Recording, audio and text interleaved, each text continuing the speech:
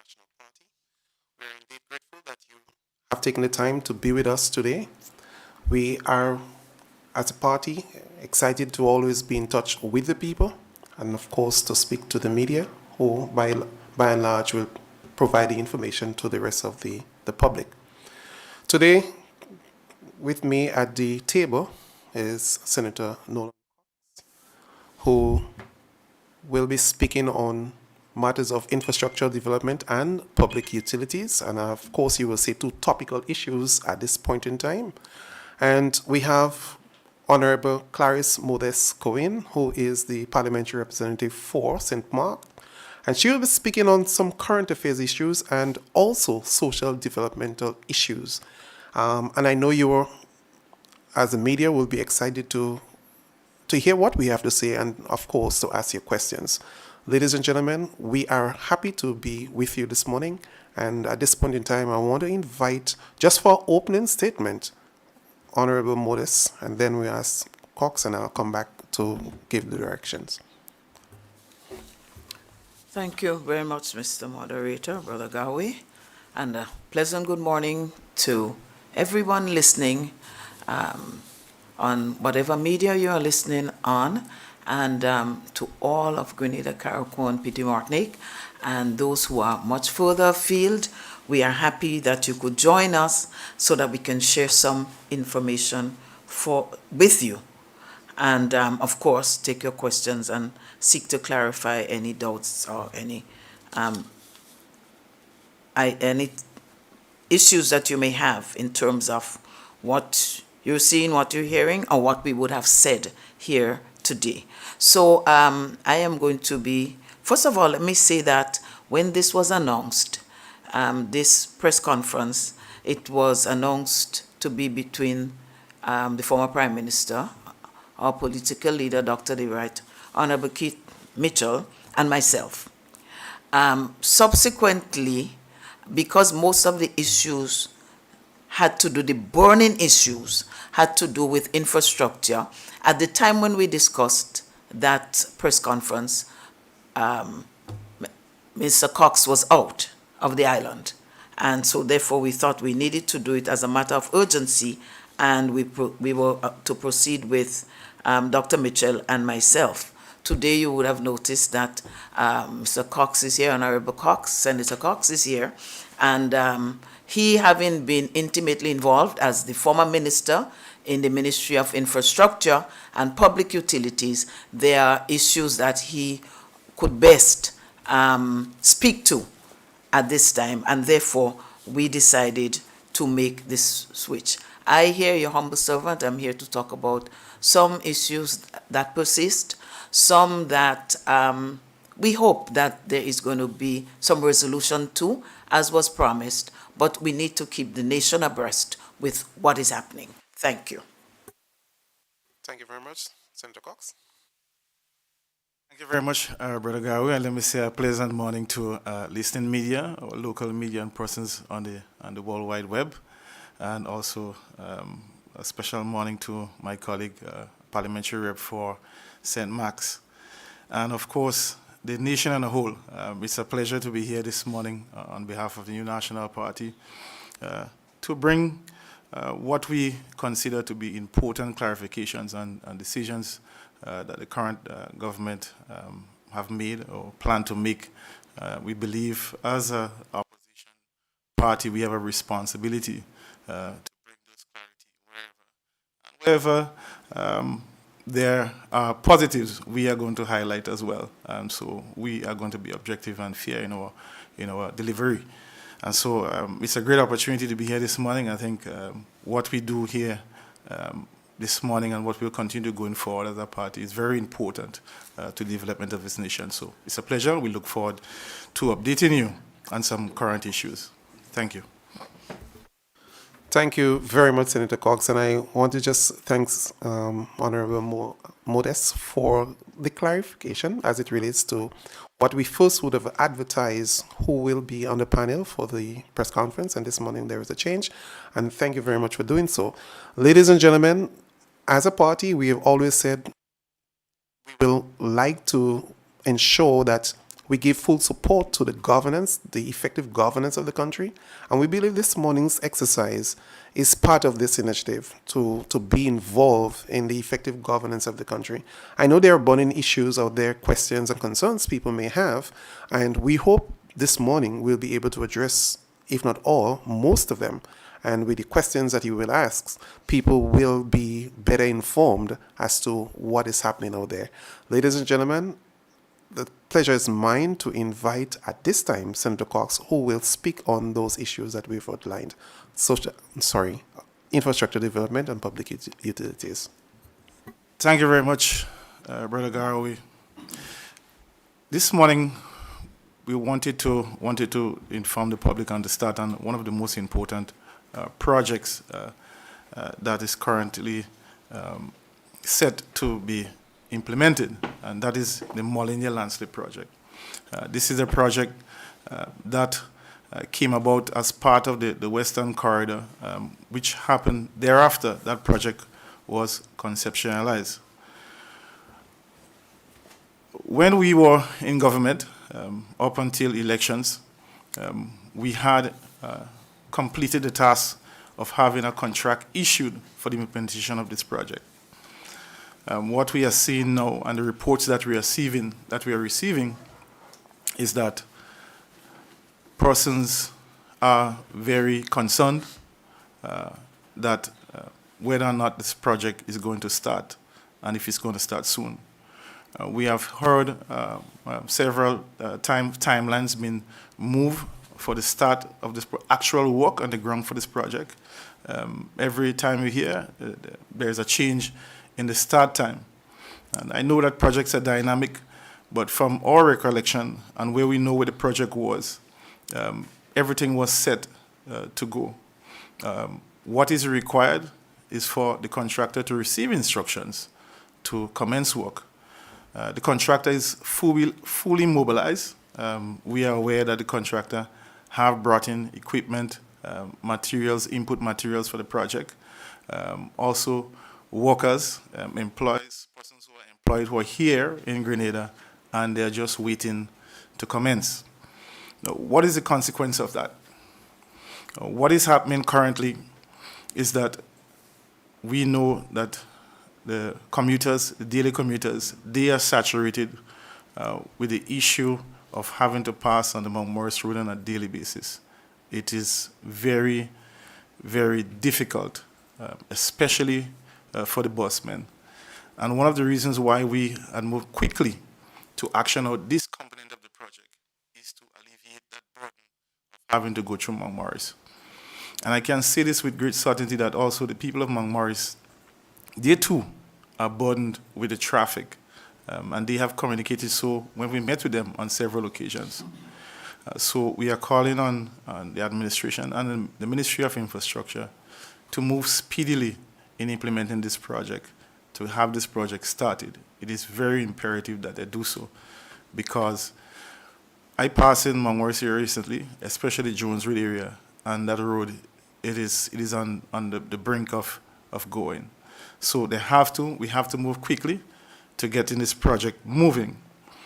Now, as I say, as a consequence of this, every delay on that project can and may be having cost implications for the government and people of Grenada currently, right now, because the contractor is mobilized, and if for every day that he is delayed, the contractor can make claim on those delays. So that is a financial implication on the country if nothing is done quickly. The road infrastructure is being impacted significantly and it's compromised, so they need to move quickly in that regard. And of course, the business community that has been affected within that area where the landslip took place, in the Molyneux area, they too are waiting patiently to resume. And that project can be done quickly, within a year, less than a year, it can be done. And so we're calling them to move quickly to have that project commence. So we are very concerned of the delays for that project, knowing that advanced work has been put in place to ensure that the project is expedited. I wouldn't go into details what was done, but I know that we had done significant work to ensure that we start as quickly as possible and to ensure that this project moves. How the project was designed, it was done in such a way to ensure that all the input requirements for the project successful implementation can be found on island. I think maybe one commodity that had to come from overseas, which was the piles, and that too was expedited. I know that the piles are on island, and so we are not clear as to why the project is not being started. Now, that project also complements the Western Corridor project, which is a 26-kilometer project under the UKCF funding. And we have to, the reason why we are doing that project for the landslip, that in itself will help the implementation, the quicker implementation of the Western Corridor project, where a number of bridges, retaining walls, slopes, and the entire roadway terminating at the Waltham at this secondary school in St. Mark's. That project will impact that entire roadway. And so we are hopeful that the government can move quickly to have this project implemented. It is time sensitive. There's a tight timeline in terms of getting this done. Based on the meetings that we had with CDB at the time, I think this project concludes in 2024 thereabout. But there are a number of things need to take place, and they do not have much window. So every delay is a cost for the country and for persons. The delay of these projects also is removing the opportunity for economic activity for persons to gain gainful employment in this difficult time in the economy for Grenadians. Another critical matter is, and it's more burdensome matter for the nation as a whole and for consumers. As we heard the announcement, the removal of the 25% reduction that was implemented by the new National Party government, the non-fuel charge for consumers, non-commercial consumers who use electricity from Grenada, which is our sole energy provider. This is a difficult one for everybody. When we, as a caring government, a government who look after the ordinary people, and all of our policies and actions are tailored in that direction to help the ordinary person, to help the small businesses. Hence the reason why we, for decades, have worked aggressively to repurchase the company. And the only reason why that 25% could have been implemented is only because the company was owned by this country, and our people, this nation. If it was owned privately, then we wouldn't have a say to make that reduction. And so it's within that regard that we are very concerned and heartened that this is going to create some significant impact for the ordinary people. We do not know how persons are going to deal with this. I'm certain that persons are seeing their bill have been going up for the past couple of months. And the reason for that is because there is no cap on the fuel prices for what Grenada use. And so it means that fuel prices are increasing. And now we are going to add back that 25% on top of that. And I think that is where the worry comes for every household in this country. And what does that mean? It means that everyone is going to be impacted. How that is going to affect the households? Remember, school has just opened for homes who cannot pay electricity bills and will be cut off. It means that students will be unable to do their work at night, homework. So a number of things are going to be impacted. We may see small businesses being affected again. There might be closures. We do not know, but we are very concerned about that. And we think that at this point in time, we just need to bring this to the nation, that they have to prepare themselves for a difficult road ahead. We do not support these measures at this point in time because it's a difficult time for everybody. But we believe that the government have an opportunity and a responsibility to find ways to curb those burdens that that are coming and or that they are implementing in a sense. We didn't hear a reduction, maybe say 20% or 15% or 10%. What we heard was a complete removal.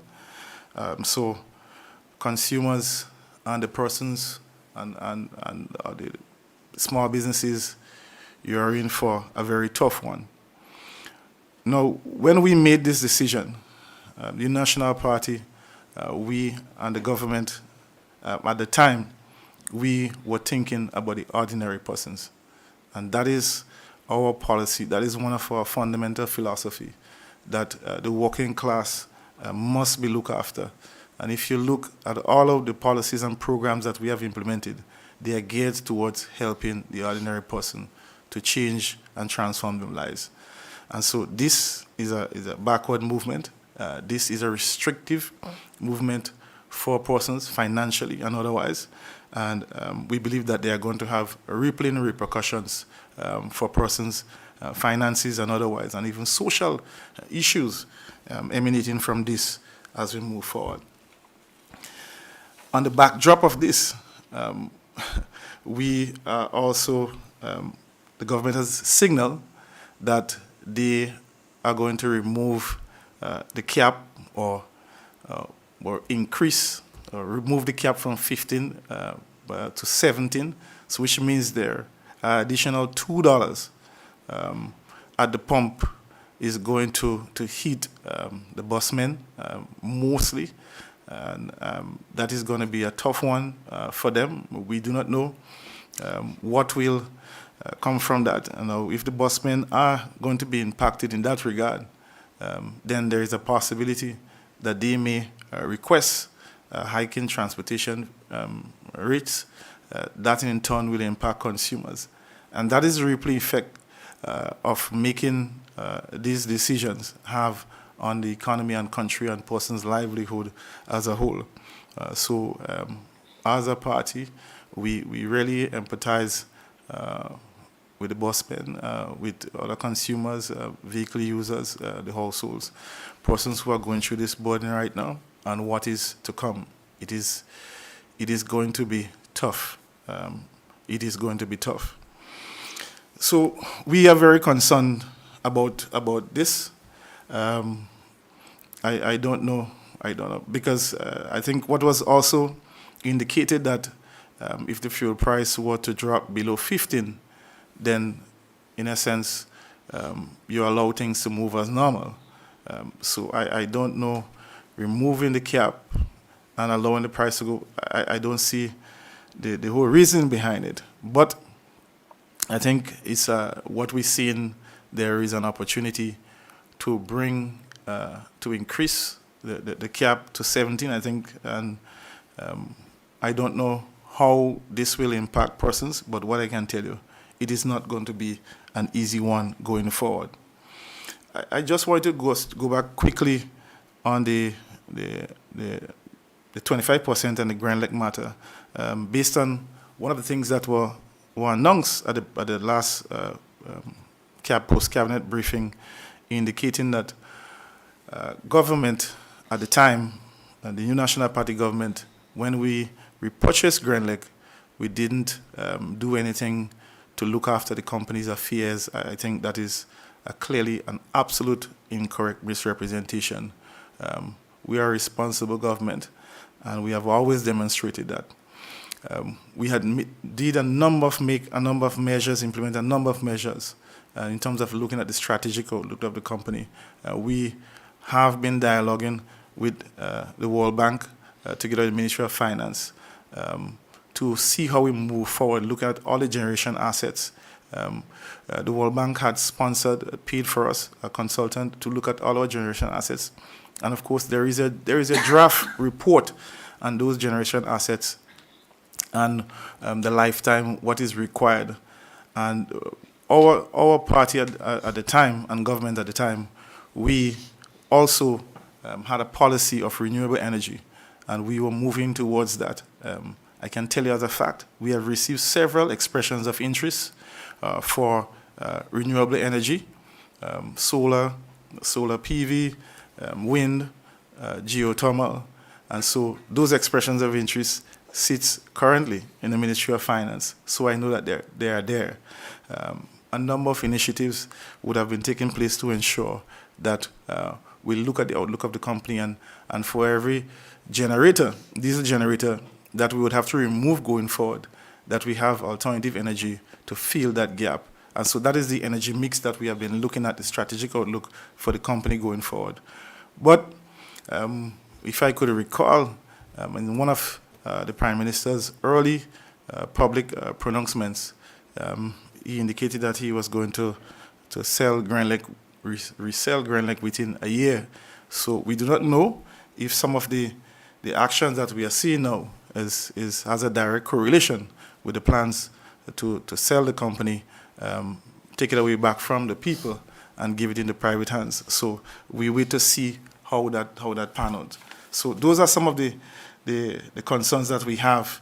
I just want to touch on one more matter, and that is the capping of the freight, 2019, pre-2019 freight with the duties for goods and other commodities coming into the country. Now,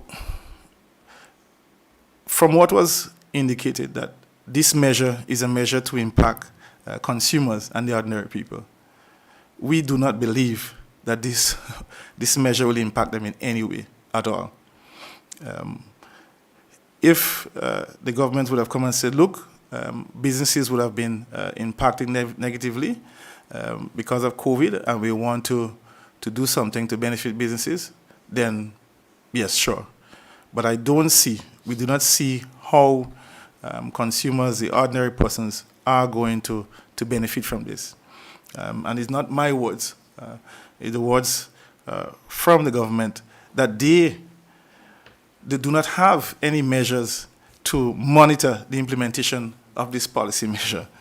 And so they cannot in any way force or ensure that the businesses pass on the savings to consumers. So therein lies the big problem. If the objective is for those savings to meet consumers and you cannot assure that it meet them, then why implement this policy?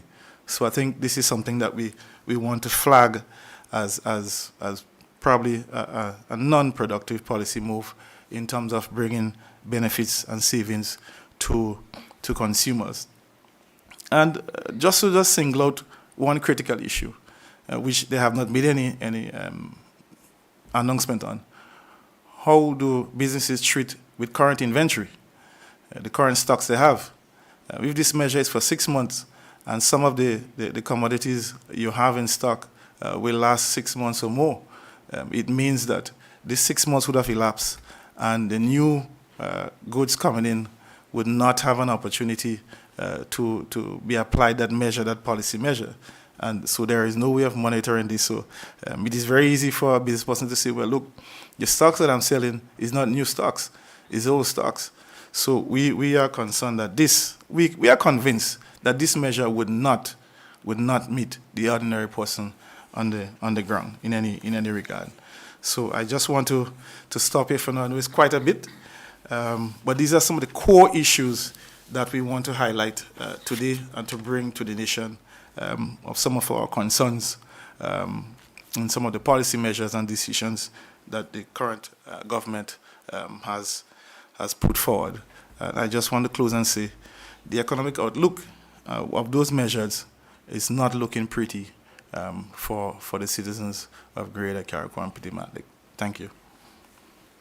Thank you. Thank you very much, Senator Cox, for the information that you have just disseminated, and I trust that the people would have received, and of course the media will ask questions so that they can elaborate more and break down into finer pieces so that people will totally consume what has been said. But quite a lot. I take down 5 points that you have raised. I will at this point in time turn the mic over to Honorable Clarice Modest-Cowen. Thank you very much, Brother Garway. And just following on what Brother Cox said, I just want to say to the nation that there are several other projects for which contracts were signed, and we, as the opposition, we look forward to seeing them implemented. During our Finance Committee meeting recently, that is in Parliament with both sides, there was a list of, well, not a list really, we look forward to that list, but there was an item, a budgetary item that was approved by the Finance Committee meeting for infrastructural works which were approved during the time of the New National Party regime. And there is a commitment, since it has been approved, there is also an implied commitment that these projects will be carried out. Time does not permit us to go into the list. Brother Cox has listed out the most important projects that concern us as opposition, but concern us as a nation. And I just want to say that a list of those projects were promised to us, the projects that would be undertaken, and we in the opposition look forward to that list. But even more importantly, we look forward to the implementation of the items that are on the list. They were already studied, documents done, contractor signed up, and we hope that the nation will benefit from that. I want to move into clarification or setting the record straight in terms of some of the incorrect representations that have been made over the last few weeks. And I want to start with some of the utterances of the Prime Minister, present Prime Minister, that really does not reflect the reality. The Prime Minister spoke about the traveling allowance, the new traveling allowance of the new members, of course. And he said the traveling allowance will now be $2,000. I just want to correct and maybe bring to his attention for correction that there was already an amount of $600 for traveling allowance, and now $2,000 has been added, and we have verified, so the amount is now $2,600 for whatever it's worth. The nation needs to be clear on what the amount is. Secondly, in the justification of the apparent justification of that 2,600, it was also said, and the Prime Minister said, that the gas that was given at the police station was not properly organized, and so they had to get rid of it. Now, of course, it's the Prime Minister's prerogative and the ministers, the cabinet, to make decisions as to how they do, and that is not my query, but I just want to again set the facts straight, that the records would show that there was one person at the fire station who was assigned to oversee the gas supply to the ministers. So therefore, when that person came, they recorded the mileage, present mileage of the vehicle every time, to see if we were misusing, and they recorded the cost and the amount of gas collected, and you had to have the signature of the person collecting. Only two persons were authorized. Sometimes the minister himself or herself will collect and had to sign, or the driver. Only those two persons. No relatives, no friends, nobody else could go for gas. The authorized amount was 200 weekly, a maximum of 200. So if you took 100, that is what you got, and no more. So the most any member could have had was 800 monthly, and we were not to exceed that. And most of the vehicles were in good condition, and so the use of gas was reasonable. So I just want to clear the air. They're now having 2,600 instead of 2. Another thing that he said in the last post-cabinet briefing, he spoke to a telephone allowance that existed during the NNP government, which they have removed, a fixed line, which he claims you don't need a fixed line anymore. I would not argue with that. That's the Prime Minister's prerogative. But the nation needs to know that that was $57 fixed allowance for years that we had not changed, that we stubbornly kept it there to, we kept it there. Let me just say that. So persons may think it's a huge amount, but for me it was more of a nuisance allowance, because $57 cannot cover your internet and your your even the cellular phone to use it in your home is either you use the mobile app to get the to use it at home, or you need your Wi-Fi.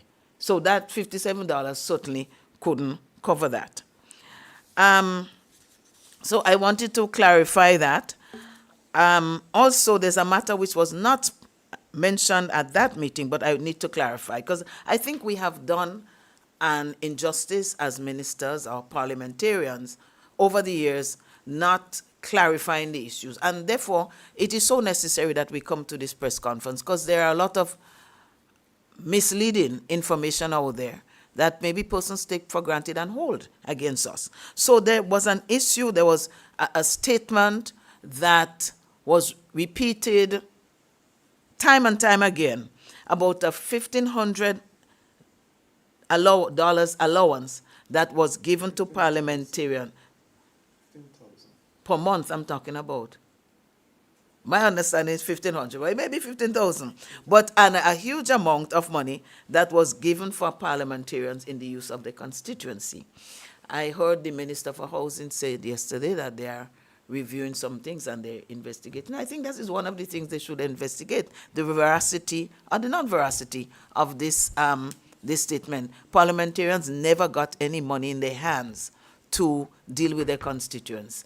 And that is why we needed a service provider, so that the monies could be channeled there through that service provider and accurately recorded who got monies, what the monies were for, and where the money went. And we did not receive any monies to do anything in our constituency except what was approved.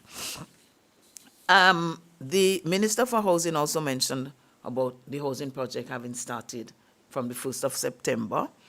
I am yet to feel the impact, but I know things take time, so I would not complain at all about that. But just as a reminder, housing is probably the number one need in the country.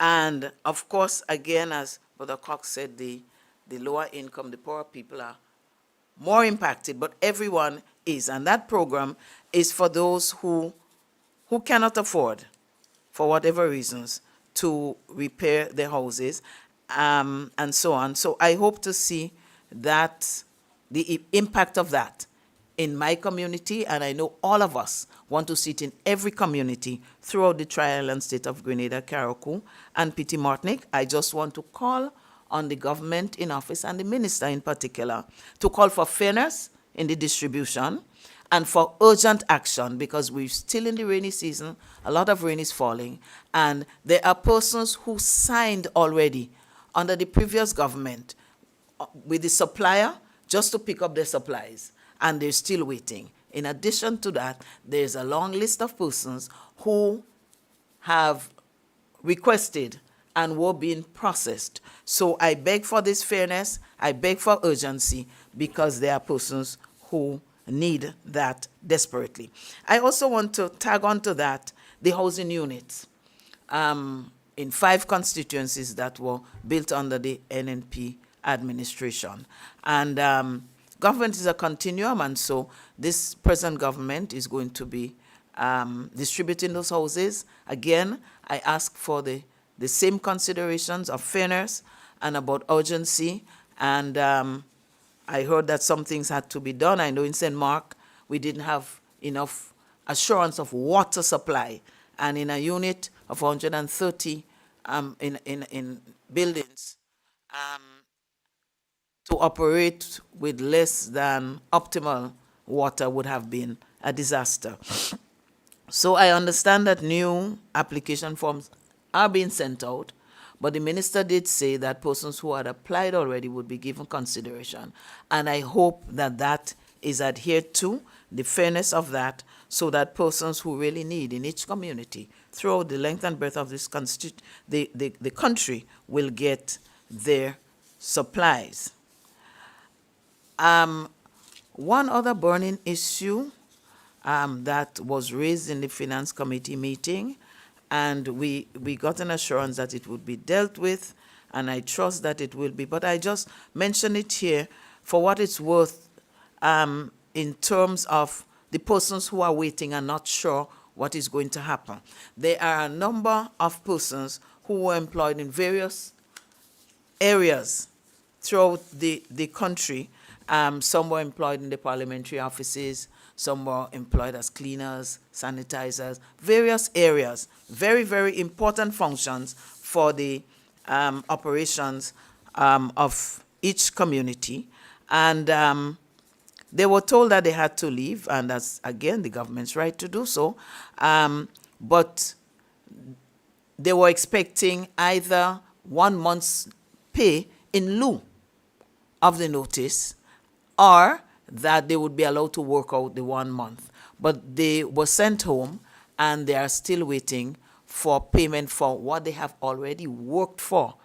So some people continue to work, like caregivers, home caregivers, because they have clients who desperately need them out of the goodness of their hearts. And I want to compliment all of those persons who are providing that service, not even knowing whether they would get a salary. Some have not been paid for August. We're way into September, and nobody's telling them anything. Now, it's one thing that the government has to settle down and address certain issues and inform themselves of certain things. But it's another thing not to even tell them. Everybody, they call to find out, will we be getting pay? If so, when? Everybody says that they don't know. So again, I want to beg that this be addressed. At least let the persons know that whatever is happening, whether it's under consideration, whether it's not under consideration, whether they will get monies for the work that they did or not, because some people are in dire need, and we will continue to advocate for those people as time goes on, and hope that this matter would be resolved expeditiously so that people can carry on with their lives. So that, Mr. Moderator, is the general gist of what I have to say today, and I hand over to you. Thank you very much, Dr. Modis, for the information presented. And I know there's quite a lot that has been shared, and there are people out there obviously would have been fed with information that they were asking questions about. To you, the media, it's your opportunity to ask questions. What are we going to do at the first rung? We will give you an opportunity to ask 2 questions, and please, we'll try to maximize on the time, so let us go straight into the questions without too much of the chasers. You indicate who you're asking the question to, and let us try to stick to the matters that has been presented this morning. So, technical operators, you will just advise as to who's up, and we will invite them.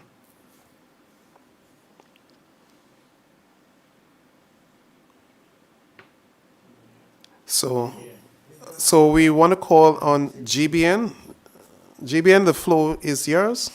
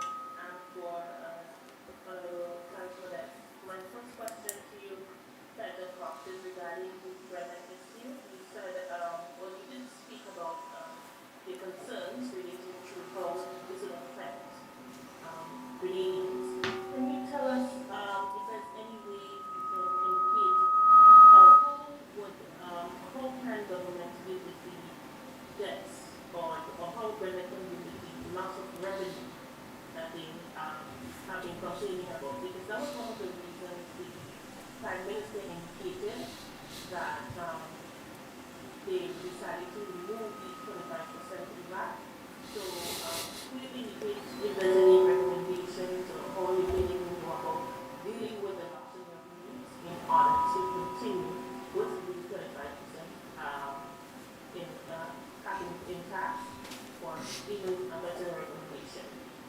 Minister Cohen, um, sorry, could you tell me, and you spoke about the persons who lost their jobs and waiting for that payment. As you spoke about that, it came to mind that a number of calls have been coming to GBN regarding the workers who do sanitization. We were trying to figure out who's supposed to pay them the 2 months. Is it the organization that was connected or contracted to employ them? Is it government that has to give them the money to pay them? Because that is what we're trying to get. Persons are concerned. 2 months they have not received that 2 months pay, and they really want to know who's going to pay them or who's supposed to pay them. Turn to Brother Cox.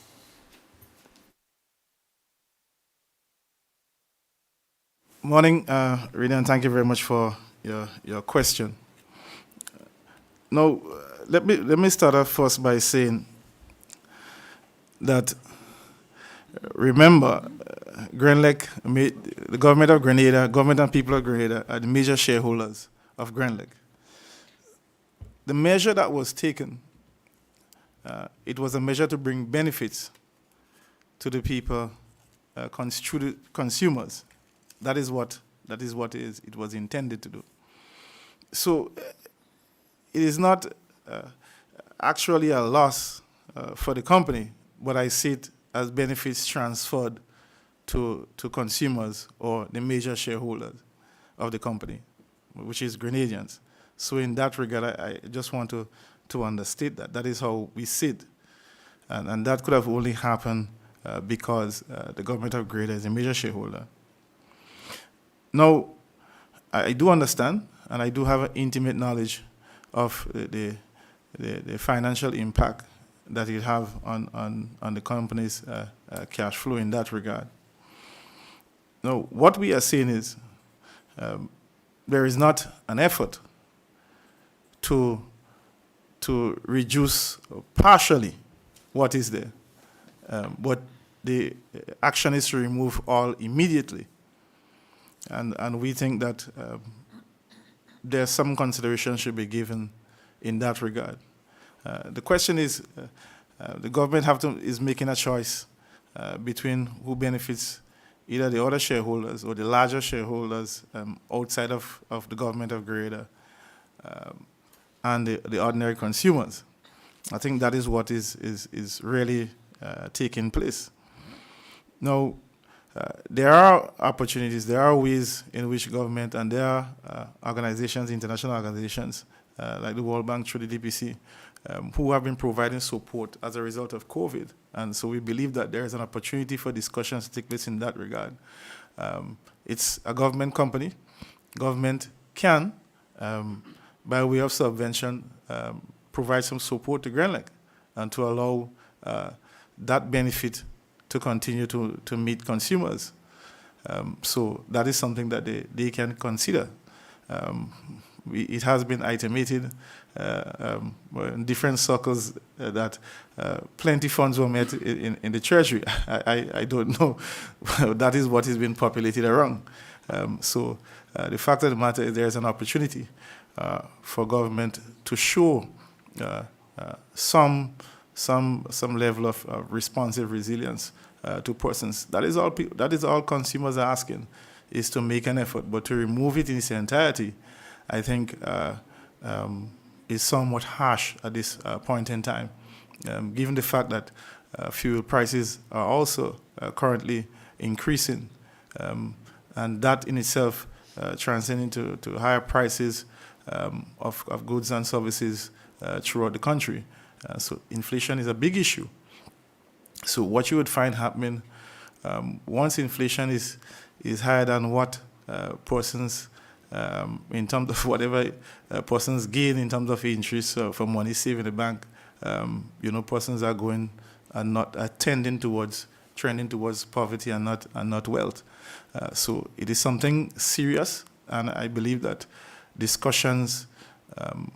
further discussions can be held with partners to see how they can find a way to augment or mitigate this measure instead of just removing it and saying to consumers, "Oh, turn off the light, or turn down your fridge," or something of the sort. I think that sounds a little bit irresponsible.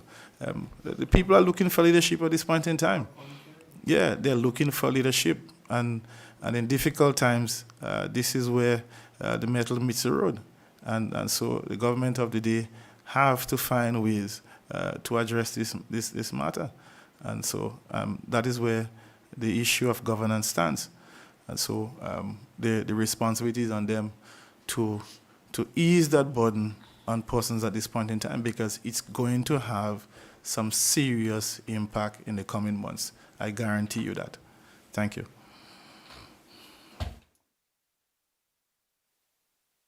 So if I may, just to do my bit, I just wanted to add to what Minister Cox is saying and to the whole issue of the 25% removal. And as media persons, you will all be aware that several other countries are taking measures to ease the burden, the energy consumption burden of citizens. I understand the new Prime Minister of the UK has made statements concerning that they're looking at measures to assist. Certain of our sister countries in the Caribbean are looking and further afield, because energy is a major national and universal matter. So it has to be well thought out, and maybe the government, the Prime Minister needs to go back to the drawing board. I mean, maybe, but there may be ways, they may find innovative ways to ease the burden on the Grenadian citizens. In terms of the question that was asked, I just want to go broad first in terms of how governments operate and how our government operated. There were certain services that were contracted out. This is common practice depending on the type of service that had to be administered. When the ministries themselves could not handle this situation, they provided they contracted it out to a provider of the service. Now, the provider of the service was carrying out a service for the government and people of Grenada, and therefore, by right, the government should pay for that service. So this is very straightforward, and especially in the case of the hand sanitizers, they did an excellent job. They performed a service that was absolutely necessary so that our children could go back to school.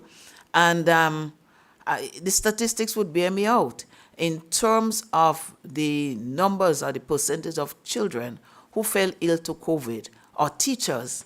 I want to think that the numbers would have been significantly worse if that hadn't happened. I haven't heard about a lot of children being hospitalized for COVID or dying, but at the same time, it could always have been worse, and I think they did an excellent job. They provided a service for the country, and by the government of Grenada through the Ministry of Education, and I believe, according to the norms established within this country and other places, that the service provider should have been given the money so that they could pass it on to their workers. And I just want to add that there were not just sanitizers, but take, for example, the parliamentary office workers. They were, they should have gone home. We had elections in June, and of course, we had to respect that. However, some persons, some of us won our seats, and we have to have a presence and a function within the constituency. But they were assured that they would get at least paid to the end of July. And it's September and they have not been paid. So I know you are empathetic people and you can understand that. Other persons doing home care through an agency also did not get this for stipend, really, did not get, and a number of others. So the sanitizers, we empathize with them, but we also empathize with all of the others who provided a service in the name of the government of Grenada and have not been paid. Thank you. Thank you very much, Dr. Modes. We now turn to the media. We have GBN again. Okay, well, GBN, the floor is yours. Ms. Wallace, could you clarify for me? Is it a situation that government had to pay the contractor every month to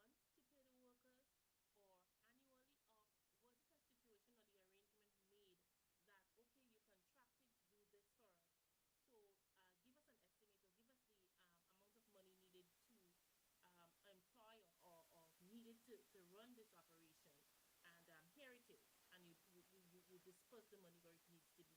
Because that is what I'm trying to get across.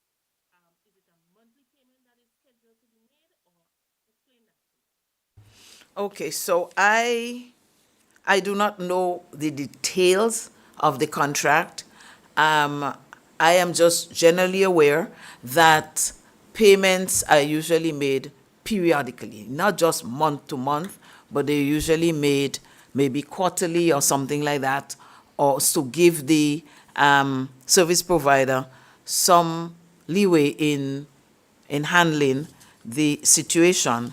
The details of that contract I do not have off my head, but I am sure, let us say it was a 1 year contract and service was provided for only 6 months or 3 months, or there's only 1 month pending. I am sure the mathematics can work to deduce how much is owing to that person for the 1 month. But unfortunately, I do not have all of the information, but I'm sure if the provider was contacted, I just want to urge that this matter be settled one way or another. If they're looking at the contract, and you're quite right, we need to know what the contract is, and so whatever happens must happen based on the terms and conditions of the contract. But whatever happens, the people should be paid for the service they would have done, for the work they would have done already. So if you need further information, I'm sure the Ministry of Education can provide that. I do not have that in my keeping, but you have asked a very legitimate question. Thank you very much. We go back to the media. Well, GBN. So we want to call in GBN. We have just a few more minutes, and we want to take as many as possible. GBN, the floor is yours. I think my final question will go to Mr. Clark. As it relates to your stance or the party's stance with the benefits not likely to meet the common man. Could you tell me ways in which that can be fixed? I know that the present government is saying that they're also looking at items to drop, and the whole point is to really bring down the cost of living here in Grenada. So can you tell me how that can be fixed? I know they said 6 months for the first instance. So I guess that may be that they would look at it again after the 6 months. Thank you very much for that question. Now, as I said, and I think I try to put it in a way as simple as possible so that everybody can understand. If you're going to implement a measure to benefit a particular grouping of people, there must be some assurances that those benefits meet those people. And what we are saying in this case with this policy measure, we cannot see, and the government themselves admitted that they cannot ensure that it meets the targeted group, but hopes that it does. So clearly, I'm not certain if there is anything that can be done to fix that policy measure. As I said, albeit if you say to me that this measure is just to benefit the business community who have had impact from COVID, then fair enough, fine. But you can't say to me that this measure is to benefit consumers. It would not. The suggestion that they are looking at zero rating and removing VAT on certain commodity items, that will have some direct impact. And so those are welcome measures. So we look forward to see what category of goods that are going to be used to apply those measures, and to see how much it will impact the ordinary consumers out there. But I am categorically convinced that that cannot, unless, and it's going to be a little bit tacky for the business person to work it out too as well, because remember, you have current stocks on hand, and so new stocks coming. There ought to be a separation of records, and to treat with a different pricing for the new communities that are benefiting from the savings of this new policy measure.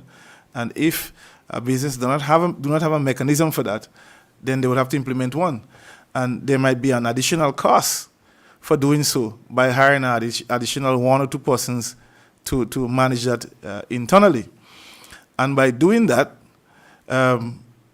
it means that less benefits will meet the consumers, because it has to be paid for the additional people that you take on to administer that policy measure from internally. So I believe that what they're looking at in terms of zero rating or removing VAT on some items that are mainly used by consumers on a daily or weekly basis may have some impact. As to what extent or to what degree, we would only know until that, to see what they bring to the table. But as regards to this freight matter, we do not believe, I personally do not believe, that this will bring any measure for consumers. I wouldn't get my hopes up at all. Thank you. Okay, we will put a wraps on this. We have 1 hour and we almost exceeded that time.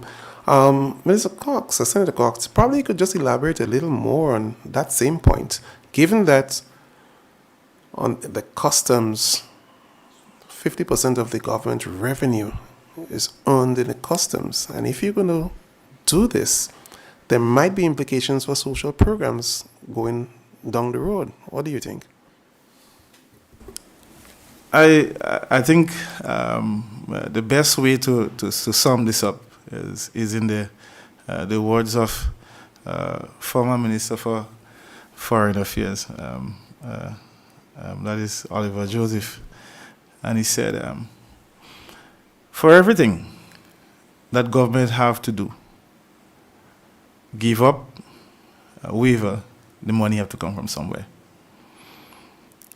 We don't print money, so it have to come from somewhere. So for every action, there are going to be consequences on some other programs. What programs? We wouldn't know until such impact takes place. But that is the business of governance, and that is the business of governing a country. That there are going to be tough decisions, and there are going to be challenges. And so the onus is on government in this regard to implement the transformative agenda.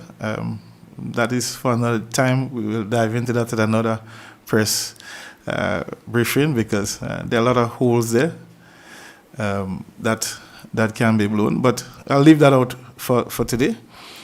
So we'll see how that pan out and how that impacts the nation. But from where I sit, as a parent, as somebody who travels the country on a daily basis, the outlook is not pretty.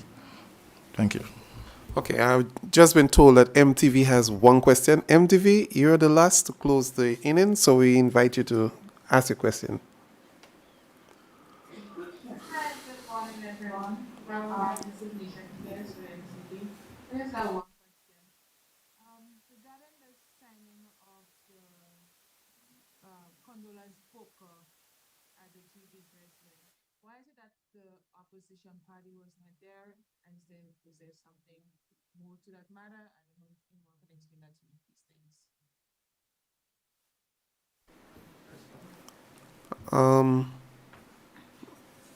I'm not in a position to answer this. I'm not sure if anyone is aware of this, what the issue that she has just raised. I am not aware that the opposition party did not. I know I was called yesterday to ask if I could come down, and it wasn't possible for me to come down yesterday. And so I said, well, I asked for this morning. I could be there for 8 o'clock. And I didn't receive, sorry, any response in that regard. So I don't know if everybody did not go. We did not discuss not going, and I don't think that was anybody's intention. It certainly was not mine. I could just speak for myself at this time, since I am just being made aware that the opposition party did not sign. I don't know if that is true, or I mean told, not made aware, but told that the opposition party did not sign. So I can just speak on my behalf. Told meaning from the question. From the question. Right, great. I'm just being told from the question. Okay. Yeah. I was not aware of that situation, but because I received a few days ago an invitation to be present at the Governor General's residence at 10 a.m., which was yesterday, Wednesday, to sign, and I did so. I got there about 5 minutes to 10, and I went in and I signed. I didn't meet any party or gathering at the time. That's the time that was given to me, and I just hit it to the time. So I'm not aware of any issues or incidents surrounding that on the passing of Her Majesty Queen Elizabeth.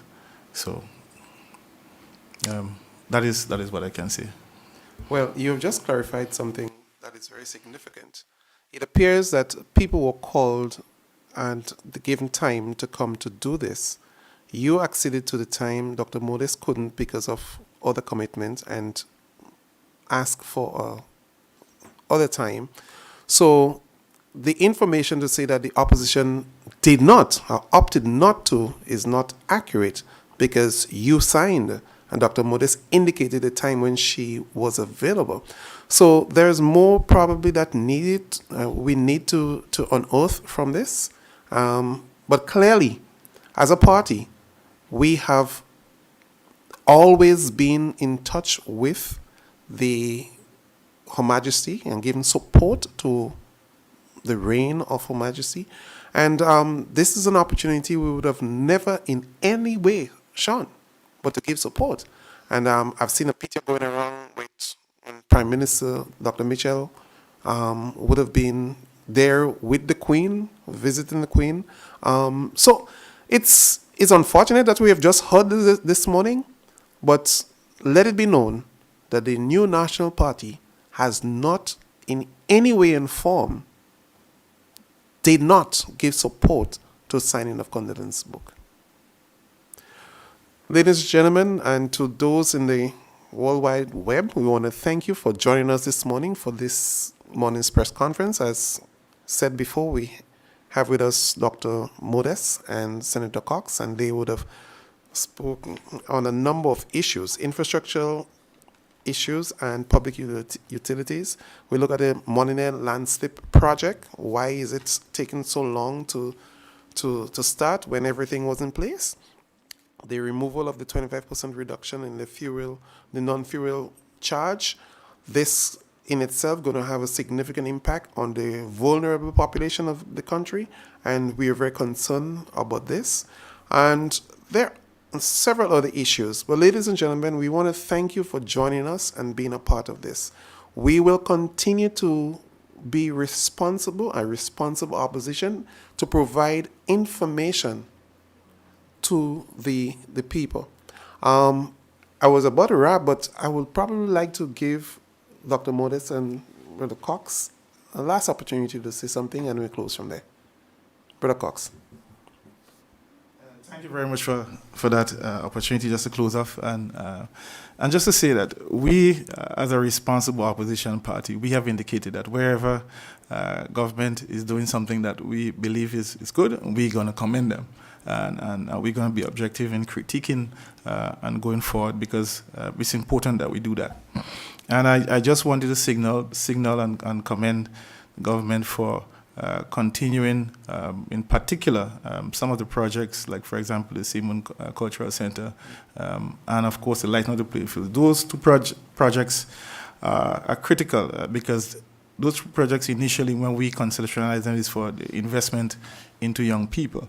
And more so the lighting of our playing fields. I see Springs, I see we have Good Hope, a couple others that are coming on stream.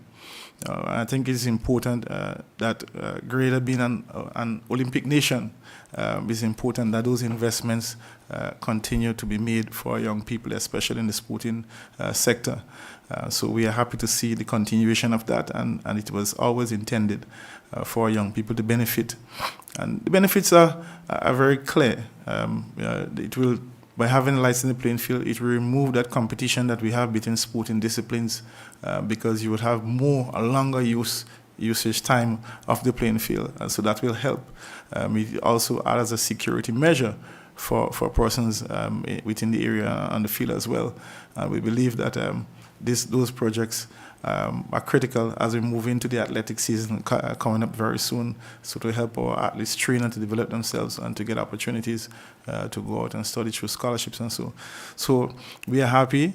We commend the government for continuing those investment initiatives that we would have started for our young people. I just want to close on that and say thank you for the media persons who would have asked questions today and who would have turned up, persons who are listening. We really do appreciate your audience this morning, and we want you to continue to engage us as we move forward in the development of Grenada, Carriacou, and Pite Matlick. I think my colleague would have done a wonderful wrap-up. I concede. Okay. Thanks. The next engagement when we will be speaking with you and to you. Thank you and all the best.